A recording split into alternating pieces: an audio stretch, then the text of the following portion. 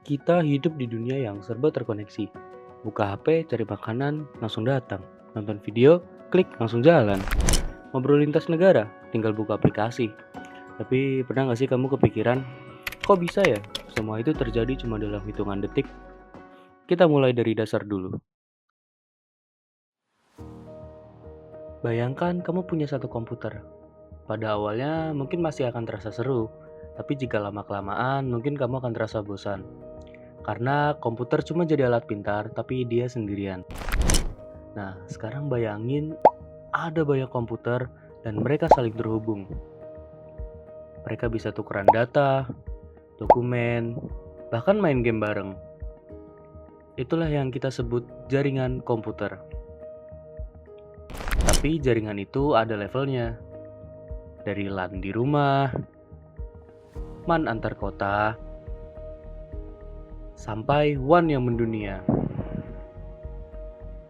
Kalau semua jaringan ini saling terhubung, ya itulah yang kita kenal sebagai internet. Tapi tunggu dulu, kalau kita hubungkan semua komputer, gimana caranya mereka ngerti bahasa satu sama lain? Bayangkan kamu kirim surat. Kalau nggak ada format pengiriman, isi suratmu bisa hilang, rusak, atau bahkan nyasar. Di dunia komputer, aturan pengiriman itu disebut protokol. Dan protokol paling dasar dan yang paling penting namanya TCP/IP. TCP itu kayak tukang sortir, memastikan data dikirim dengan lengkap dan urut. Lalu IP itu kayak tukang pos. Dia itu mengasih alamat tujuan. Tapi proses komunikasi antar komputer sebenarnya panjang dan berlapis-lapis. Makanya kita juga kenal yang namanya model OSI atau OSI layer. Semacam kerangka kerja 7 lapis yang menjelaskan gimana data bisa dikirim dari satu aplikasi ke aplikasi lain lewat berbagai lapisan sistem. Oke, kamu udah tahu soal alamat.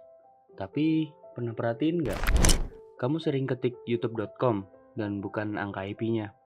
Nah, komputer aslinya nggak ngerti tulisan YouTube. Mereka hanya ngerti angka IP. Supaya kamu nggak perlu ngafal-ngafal angka, muncullah DNS. DNS itu kayak kamus penerjemah alamat. Kamu tulis nama domain, DNS ubah jadi alamat IP yang bisa diproses oleh komputer. Tanpa DNS, setiap browsing bakal jadi tebak-tebakan angka. Dan ketika alamatnya udah ketemu, kita lanjut ke bagian seru. Bagaimana tampilan website bisa muncul di layar kita? Begitu alamat ditemukan, browser kamu akan minta halaman web dari server tujuan. Permintaan ini dikirim menggunakan protokol bernama HTTP atau singkatan dari Hypertext Transfer Protocol. Tapi HTTP punya satu kelemahan, tidak aman. Siapapun bisa mengintip data yang dikirim.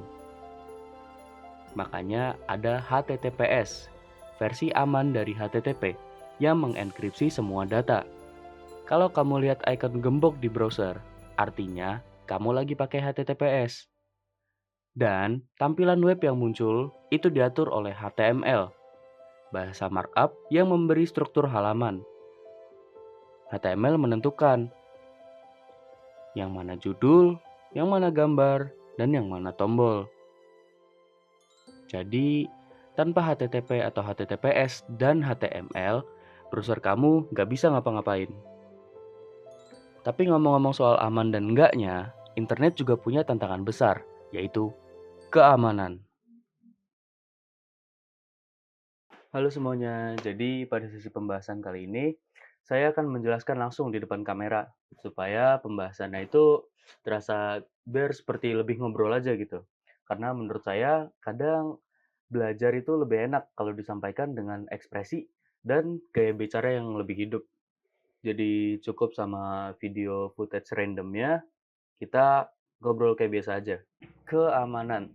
Setiap perangkat yang terhubung ke internet, artinya juga terhubung untuk diserang. Makanya kita itu sebenarnya butuh firewall. Sistem pelindung yang menyaring akses dari luar. Ibarat kayak satpam digital. Dia yang bilang boleh masuk atau blokir. Tapi kalau kamu terhubung ke wifi publik dan takut diintip orang gitu, Kamu bisa pakai yang namanya VPN atau singkatan dari Virtual Private Network. Ya, dilihat dari namanya Virtual Private Network. Jadi jaringan yang private gitu.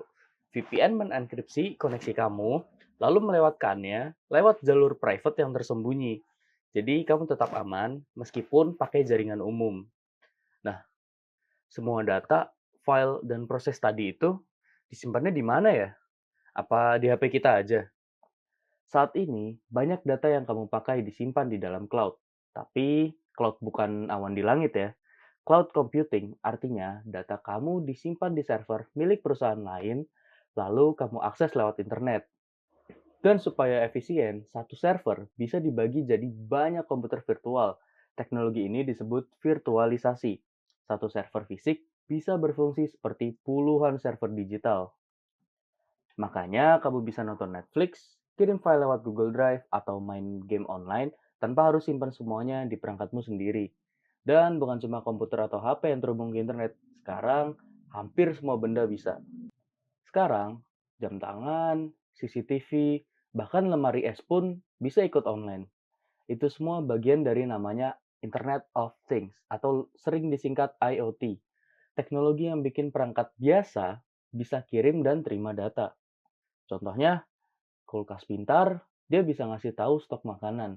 Atau contoh lainnya, jam tangan bisa kirim data detak jantung kita ke handphone kalian. Atau lampu merah yang bisa menyesuaikan durasinya sesuai dengan kepadatan jalan. Tapi makin banyak perangkat terkoneksi, makin besar tantangan. Bagaimana caranya data dikirim cepat, aman, dan tanpa delay? Nah, jawabannya teknologi baru. Kita sekarang masuk ke era 5G, jaringan generasi kelima. Kecepatannya bisa 10 kali lipat dari 4G. Delaynya bisa nyaris nol. Artinya, mobil otonom bisa ngerem tepat waktu, dokter bisa operasi dari jauh, dan game online nggak bakal nge-lag lagi. Tapi karena datanya besar banget, kita nggak bisa ngirim semuanya ke pusat data. Maka muncul yang namanya edge computing. Data diproses di dekat sumbernya. Jadi misalnya, CCTV itu langsung analisis rekaman di tempat tanpa kirim dulu ke server pusat. Kalau udah begitu, jelas. Edge computing ini membuat menjadi lebih cepat, efisien, dan hemat bandwidth. Dan dari semua perkembangan tadi, yang paling terasa adalah aplikasinya.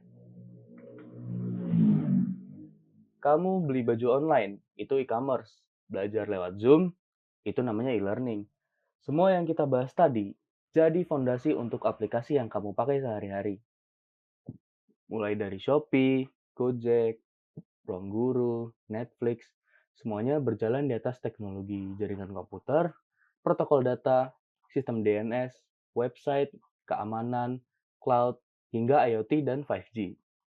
Tanpa semua itu, internet yang kamu kenal hari ini nggak akan pernah ada. Jadi, kalau ada yang tanya, kok bisa sih kita bisa online, belanja, belajar, ngobrol dari mana aja? Jawabannya, karena di balik layar ada sistem yang rumit, saling terhubung, dan manusia yang merancangnya.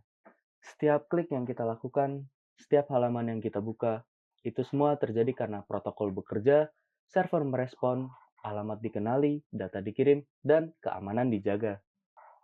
Sekarang kita tahu, internet bukan cuma soal bisa akses apa aja, tapi soal bagaimana teknologi bekerja sama agar hidup kita menjadi lebih mudah dan cepat. Dan pelajaran yang paling penting, semakin kita mengerti cara kerja teknologi, semakin bijak kita menggunakannya. Bukan cuma jadi pengguna, tapi jadi generasi yang siap membangun dan menjaga masa depan digital.